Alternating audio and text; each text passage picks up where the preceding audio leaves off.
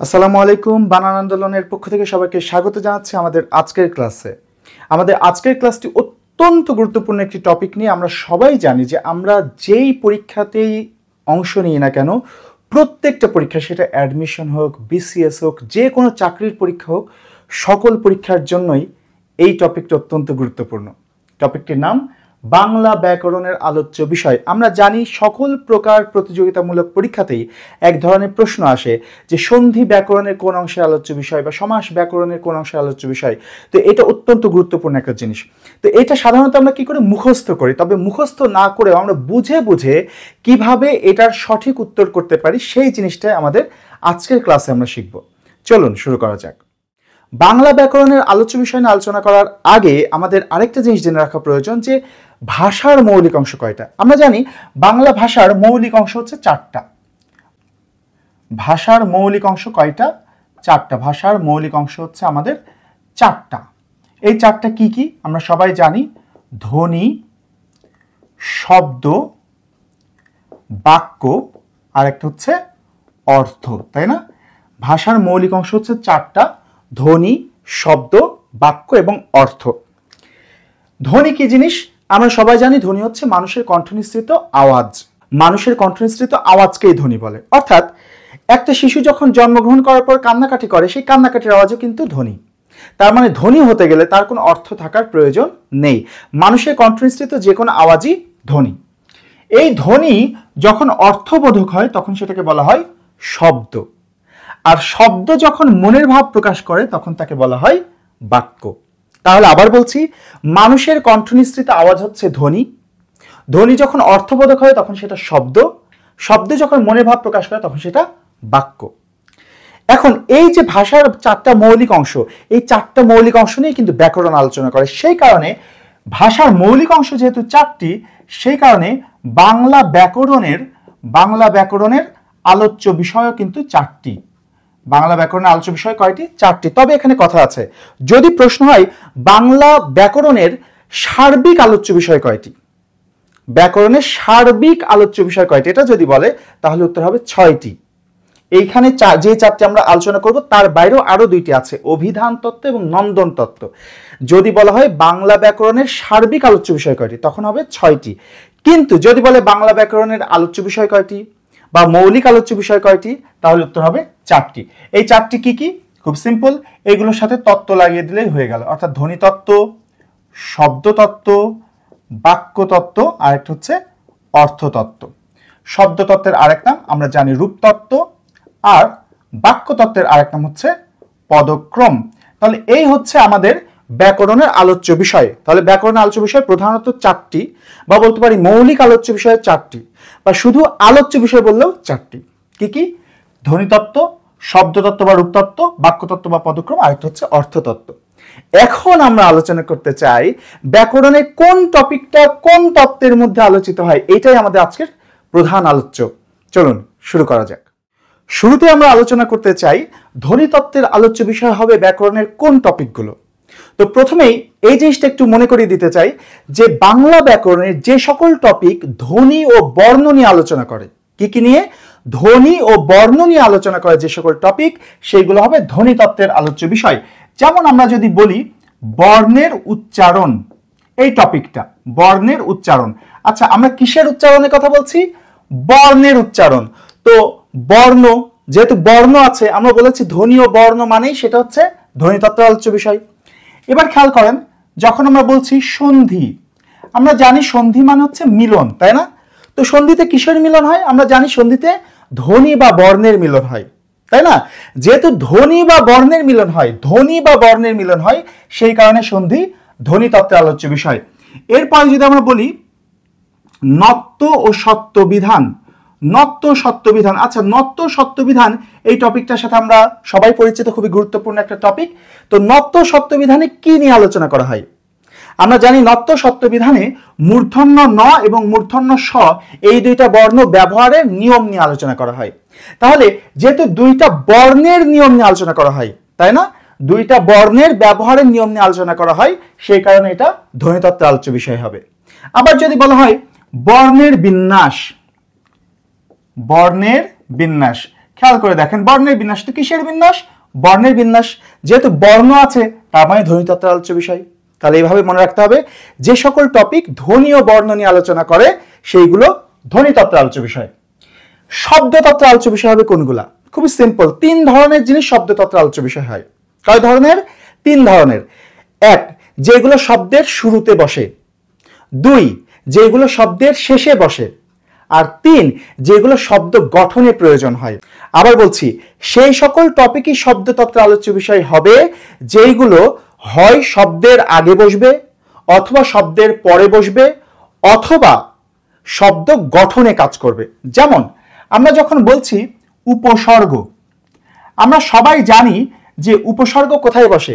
আমরা জানি উপসর্গ শব্দের আগে বসে, তাই না? যেমন আমরা যদি একটা উদাহরণ লিখি, যে আমরা একটা শব্দ লিখলাম শাসন। এই যে শাসন, এই শাসন শব্দটির আগে যদি আমরা প্র বসাই তাহলে হয়ে যাবে প্রশাসন। এই যে শব্দটার আগে যে প্র বসালাম, এই প্রটাই তো উপসর্গ। তার মানে উপসর্গ কোথায় বসে? শব্দের শুরুতে বসে। তো যেগুলো শব্দের শুরুতে বসে সেগুলো অবশ্যই শব্দতত্ত্বের আলোচ্য বিষয় হবে। আবার আরেকটা উদাহরণ যদি নিই, প্রত্যয়। প্রত্যয়, খেয়াল করেন প্রত্যয় কোথায় বসে। আমরা যদি এই শব্দটাকে আরেকটু বড় করি, প্রযুক্ত শাসন প্রশাসন, এর সাথে যদি আমরা একটা ইক যুক্ত করি তাহলে হয়ে যাবে প্রশাসনিক। এই যে ইকটা যুক্ত করলাম এটা হচ্ছে প্রত্যয়। তার মানে প্রত্যয় কোথায় বসে? শব্দের পরে বসে। যেহেতু প্রত্যয় শব্দের পরে বসে সেই কারণে এটাও শব্দতত্ত্বের আলোচ্য বিষয় হবে। এবার খেয়াল করেন, যদি আমরা আরেকটা টপিক বলি সেটা হচ্ছে বচন। বচন, খেয়াল করে দেখেন এক বচন থেকে বহু বচন আমরা করি না? করার সময় কিভাবে করি? মনে করেন আমরা একটা শব্দ লিখলাম বই। এই শব্দটাকে যদি আমরা বহু বচন করতে চাই তাহলে এর পাশে নিশ্চয়ই আমরা বসাবো গুলো, তাই না? বইগুলো। এই যে এক বচন থেকে আমরা বহু বচন করলাম, এই বহু বচন করতে গিয়ে আমরা বচনবাচক শব্দটা কোথায় বসালাম? শব্দের পরে বসালাম। যেহেতু শব্দের পরে বসছে সেই কারণে বচন শব্দতত্ত্বের আলোচ্য বিষয়। খেয়াল করেন আরেকটা টপিক নিয়ে সমাস।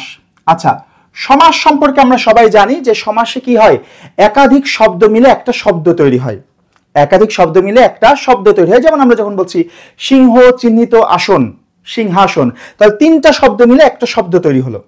তার মানে সমাস শব্দ গঠনে কাজ করে। আমরা বলেছিলাম যে সকল টপিক শব্দ গঠনে কাজ করে সেইগুলো শব্দতত্ত্বের আলোচ্য বিষয়। যেহেতু সমাস শব্দ গঠনে কাজ করে সেই কারণে সমাস অবশ্যই শব্দতত্ত্বের আলোচ্য বিষয় হবে। এরপরে যদি আমরা বলি পদ। আচ্ছা, পদ কি জিনিস? পদের সংজ্ঞা বিস্তারিত আমরা অন্য কোনো টপিকে আলোচনা করব, অন্য কোনো ক্লাসে। তবে আজকে শুধু এটুকু মনে করিয়ে দিই, পদের সংজ্ঞায় কি বলা হয়েছে?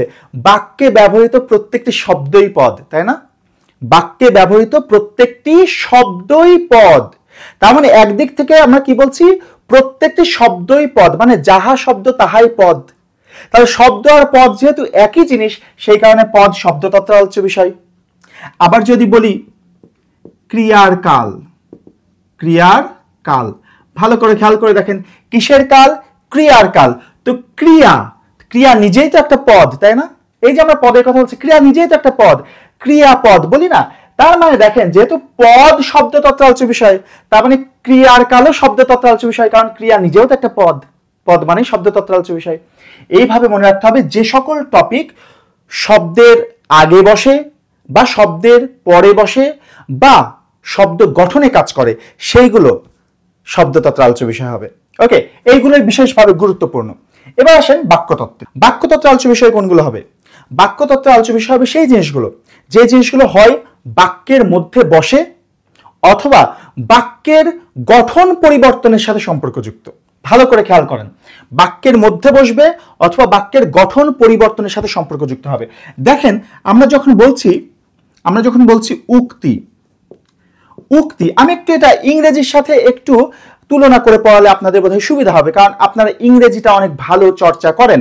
তো উক্তি, এটা ইংরেজিটা কি? আমরা জানি ন্যারেশন, তাই না? তো ন্যারেশনে যখন আপনার ডিরেক্ট স্পিচ থেকে ইনডিরেক্ট স্পিচে রূপান্তর করেন তখন কি শুধু কোনো ওয়ার্ড চেঞ্জ হয় না পুরো সেন্টেন্সের প্যাটার্নই চেঞ্জ হয়ে যায়? পুরো সেন্টেন্সের প্যাটার্নই চেঞ্জ হয়ে যায়। ঠিক একইভাবে উক্তির ক্ষেত্রেও প্রত্যক্ষ উক্তি থেকে পরোক্ষ উক্তি করার সময় পুরো সেন্টেন্সের প্যাটার্ন চেঞ্জ হয়ে যায়, বাক্যের গঠন চেঞ্জ হয়ে যায়। যেহেতু বাক্যের গঠন পরিবর্তনের সাথে সম্পর্কযুক্ত তাই এটা বাক্যতত্ত্বের আলোচ্য বিষয় হবে। আবার আরেকটা টপিক যদি নিই বাচ্য। যেটাকে ইংরেজিতে আমরা বলি ভয়েস। খেয়াল করে দেখেন, আপনারা যখন অ্যাক্টিভ ভয়েস থেকে প্যাসিভ ভয়েস করেন তখন কি কোনো ওয়ার্ড চেঞ্জ করেন, না পুরো সেন্টেন্সের প্যাটার্নই চেঞ্জ হয়ে যায়? পুরো সেন্টেন্সের প্যাটার্নই চেঞ্জ হয়ে যায়। ঠিক একইভাবে বাংলাতে বাচ্চের ক্ষেত্রেও যখন আমরা কর্তৃবাচ্য থেকে কর্মবাচ্যে বা কর্তৃবাচ্য থেকে ভাববাচ্যে এইভাবে যখন রূপান্তর করি তখন বাক্যের প্যাটার্ন চেঞ্জ হয়ে যায়। যেহেতু বাক্যের গঠন চেঞ্জ হয়ে যায় সেই কারণে বাচ্যটা বাক্যতত্ত্বের আলোচ্য বিষয়। আরেকটা টপিক যদি বলি, জ্যোতিচিহ্ন। জ্যোতিচিহ্ন কোনগুলো? দাড়ি, কমা, সেমিকোলন, এইগুলো। তো দাড়ি, কমা, সেমিকোলন এগুলো কোথায় বসে? এগুলো বাক্যের মধ্যে বসে, তাই না? দাড়ি, কমা, সেমিকোলন এগুলো বাক্যের মধ্যে বসে। তো যেহেতু বাক্যের মধ্যে বসে সেই কারণে বাক্যতত্ত্বের আলোচ্য বিষয়। আরেকটা টপিক, এটা অত্যন্ত গুরুত্বপূর্ণ, সেটা হচ্ছে কারক। এটা অত্যন্ত গুরুত্বপূর্ণ কেন বলছি? কারণ এই টপিকটা কারক আমাদের নবম দশম শ্রেণীর যেটা পুরাতন ভার্সনের বোর্ড ব্যাকরণ বই সেই অনুযায়ী কারকটা কিন্তু শব্দতত্ত্বের আলোচ্য বিষয় ছিল, কিন্তু আমাদের নতুন বোর্ড ব্যাকরণ বইতে এটাকে বাক্যতত্ত্বের আলোচ্য বিষয় বলছে। শুধু নতুন বোর্ড ব্যাকরণ বই না, বাংলা একাডেমির প্রমিত বাংলা ভাষার ব্যাকরণেও এটাকে বাক্যতত্ত্বের আলোচ্য বিষয় বলা হচ্ছে। এবং কারক কিন্তু আসলে বাক্যতত্ত্বের আলোচ্য বিষয় হবে। কি কারণে? দেখেন, কারক কি কখনো আপনি এভাবে দেখেছেন যে পরীক্ষা আসলো কলম কোন কারক? তা কিন্তু আসে না। পরীক্ষায় কি হয়, একটা পুরো বাক্য দেওয়া থাকে, বাক্য দিয়ে বলা হয় এই বাক্যের এই শব্দটি কোন কারক। যেমন বলা হলো আমি কলম দিয়ে লিখি, এই বাক্যে কলম দিয়ে কোন কারক, তাই না? তার মানে দেখবেন কারক নির্ণয় করতে হলে অবশ্যই একটা বাক্যের প্রয়োজন হয়, বাক্য ছাড়া কারক নির্ণয় করা যায় না। যেহেতু কারক নির্ণয়ের জন্য অবশ্যই একটা বাক্য প্রয়োজন হয়, তাই কারক বাক্যতত্ত্বের আলোচ্য বিষয়। ঠিক আছে, এবার আসি অর্থতত্ত্বের আলোচ্য বিষয়। ভালো করে খেয়াল করেন, অর্থতত্ত্বের আলোচ্য বিষয় কোনগুলো হবে? ব্যাকরণের যে সকল টপিক শব্দের অর্থ নিয়ে কাজ করে সেগুলো হচ্ছে অর্থতত্ত্বের আলোচ্য বিষয়। যেমন আমরা যখন বলছি, মনে করেন বিপরীতার্থক শব্দ, বিপরীতার্থক শব্দ। আচ্ছা, বিপরীতার্থক শব্দ দেখেন নামের মধ্যেই অর্থ আছে। বিপরীতার্থক মানে বিপরীত অর্থ, অর্থ বোঝাচ্ছে। একইভাবে যখন বলছি সমার্থক শব্দ, সমার্থক মানে সমান অর্থ।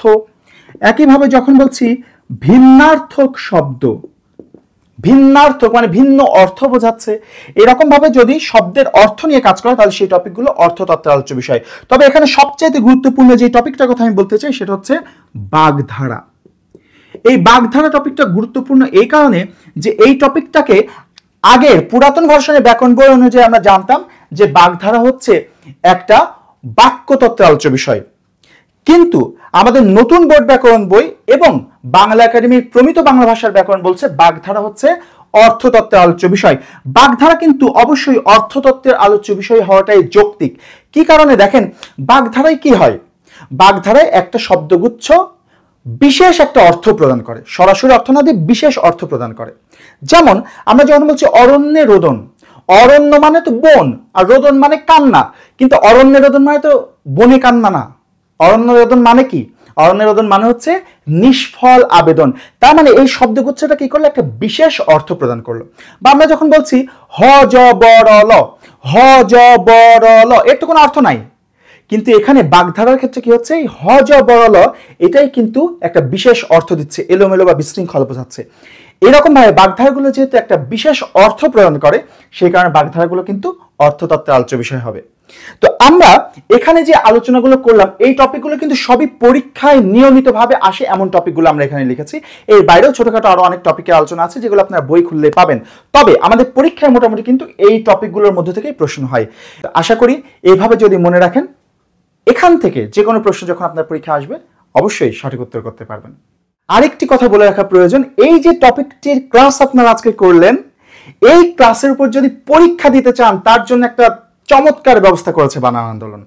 অর্থাৎ আপনারা আমাদের ইউটিউব চ্যানেলে যেই ক্লাসই করেন না কেন সেই ক্লাসগুলোর যাতে আপনারা পরীক্ষা দিয়ে যাচাই করতে পারেন নিজেদের, তার একটা ব্যবস্থা আমরা করেছি। শুধু তাই না, অনেক সময় এমন হয় যে আপনি একটা টপিক বাসায় পড়লেন কিন্তু পড়ার পরে সেটা পরীক্ষা দেবেন কিভাবে, আপনি কিভাবে বুঝবেন এটার প্রিপারেশন আপনি কতটা ভালো করে নিতে পারলেন। যার ফলে আমরা একটা নতুন ব্যবস্থা নিয়ে এসেছি, সেটা হচ্ছে এই ভিডিওর কমেন্ট সেকশন এবং ডেসক্রিপশনে আমরা এই ক্লাসের উপরে একটি পরীক্ষার লিংক দিয়েছি।